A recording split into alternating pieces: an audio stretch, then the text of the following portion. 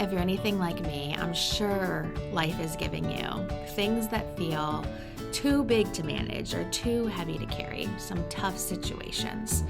Seems to be life every day. And what I want to encourage you is when we're talking about mental health in May is to respond to tough situations by figuring out what you can and can't control.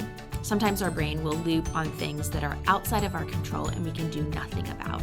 And that just seems to make that tough situation blow up into this big, hairy, messy ball. But in a lot of research and a lot of tools that I use with clients here at Lutheran Counseling Services, we talk about what we can control. And so often, what we can control is what we're aware of. Dan Siegel, in his book, The Whole Brain Child, talks about this little skill called name it to tame it.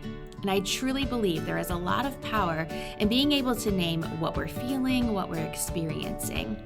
And once we can name it and kind of like look at it apart from ourselves, it helps us think about it differently. So if you're struggling in a tough situation, I'd encourage you to pause.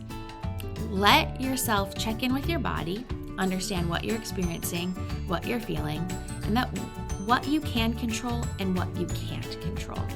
When we pause and take time to self-reflect, it's not going to change the whole situation and what's going on, but it can change the way we respond to it.